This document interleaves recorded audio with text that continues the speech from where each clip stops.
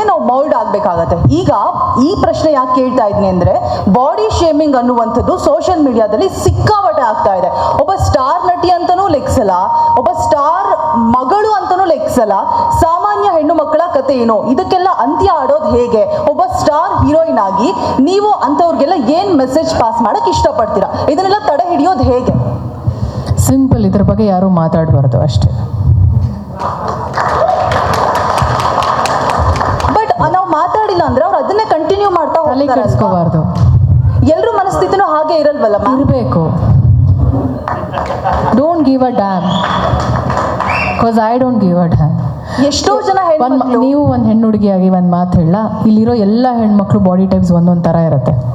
ಕೆಲವ್ರಿಗೆ ಡಯಟ್ ಮಾಡಿದ್ರೂ ದಪ್ಪ ಆಗ್ತಾರೆ, ಕೆಲವ್ರಿಗೆ PCOS PCOD ಇಶ್ಯೂಸ್ ಇರುತ್ತೆ, ಕೆಲವ್ರು ಮೆಂಟಲ್ ಸ್ಟ್ರೆಸ್ಸಿಂದನೂ ದಪ್ಪ ಆಗ್ತಾರೆ. ರೈಟ್? ಅವ್ರವ್ರ ಬಾಡಿ ಟೈಪ್ಸ್ ಅವ್ರೊಬ್ರಿಗೆ ಮಾತ್ರ ಗೊತ್ತಿರುತ್ತೆ. ಎಲ್ಲರೂ ವರ್ಕೌಟ್ ಮಾಡ್ತೀವಿ, ಎಲ್ಲರೂ ಡಯಟ್ ಮಾಡ್ತೀವಿ. ಸಮ್ಟೈಮ್ಸ್ ಆಯಿತು, ಇಷ್ಟು ಓಪನ್ ಅಪ್ ಆಗಿ ನಾವು ಮಾತಾಡ್ತಿದ್ವಿ ಅಂದಾಗ ಪೀರಿಯಡ್ಸ್ ಟೈಮಲ್ಲಿ ಡೆಫಿನೆಟ್ಲಿ ಪೀರಿಯಡ್ಸ್ 5 days ಮುಂಚೆ ಬಾಡಿ ಬ್ಲೋಟ್ ಆಗುತ್ತೆ. ಪೋಸ್ಟ್ ಪೀರಿಯಡ್ಸ್ ಟೈಮಲ್ಲೂ ಸಮ್ಟೈಮ್ಸ್ ನಾವು ತುಂಬ ಸಪ್ರೆಸ್ ಆಗಿಬಿಡ್ತೀವಿ. ಅದು ಎಲ್ಲ ಗಂಡು ಮಕ್ಳ ಹತ್ರ ಹೋಗ್ಬಿಟ್ಟು ನಾನು ಹಿಂಗಿದ್ದೀನಿ, ನಂಗೆ ಹಿಂಗಿದೆ, ಈ ಇಶ್ಯೂ ಇದೆ ಅಂತ ಹೇಳೋಕ್ಕಾಗಲ್ಲ. ಯಾರನ್ನ ಏನಕ್ಕೆ ಮೆಚ್ಚಿಸ್ಬೇಕು? ನಮ್ಮ ಬಾಡಿ, ನಮ್ಮ ಇಷ್ಟ, ನಮ್ಮ ಲೈಫು. ಕಿವಿ ಕೊಟ್ಕೊಂಡು ಹೋಗ್ತಿದ್ರೆ ಎಲ್ರಿಗೂ ಕಿವಿ ಕೊಟ್ಕೊಂಡು ಅಳ್ಬೇಕಾಗತ್ತೆ. Don't give a damn. ಇಲ್ಲಿ ಎಲ್ಲ ಹೆಣ್ಮಕ್ಳಿಗೆ ಹೇಳೋ ನನ್ನ ಕಡೆಯಿಂದ ಒಂದು ಸ್ಮಾಲ್ ಸಜೆಷನ್ ಆ್ಯಂಡ್ ರಿಕ್ವೆಸ್ಟ್. ನಮ್ಮ ದೇಹನ ನಾವು ಅದನ್ನು ಪೂಜಿಸ್ತೀವಿ. This is our life, this is my ಬಾಡಿಯಾ. ನಾನು ಯಾಕೆ ಬೇರೆಯವ್ರಿಗೋಸ್ಕರ ಅಯ್ಯೋ ಅವ್ರಂಗೆ ಹೇಳಿದ್ರ ಓಕೆ ಡಿಪ್ರೆಷನ್ಗೆ ಹೋಗಬೇಕು? ನನಗೆ ಗೊತ್ತು ವಾಟ್ ಐ ಆಮ್ ಡೂಯಿಂಗ್ ಅಂತ every day, what I eat, how I workout. And ಇನ್ನೊಂದೇನು ಗೊತ್ತಾ, ಕೆಲವ್ರಿಗೆ 5 hours ನಿದ್ದೆ ಮಾಡಿದ ತಕ್ಷಣ ದಪ್ಪ ಆಗ್ತಾರೆ, ಕೆಲವ್ರಿಗೆ ಕರೆಕ್ಟಾಗಿ 8 hours ನಿದ್ದೆ ಮಾಡಲೇಬೇಕಾಗತ್ತೆ. ಆ್ಯಂಡ್ ನಾನು ಹೇಳ್ತೀನಿ, ನನಗೆ ಅದು ಇರಲೇಬೇಕು. I have to sleep at least for 7 to 8 hours, ಇಲ್ಲಾಂದರೆ ಐ ಲುಕ್ ಚಪ್ಪಿ.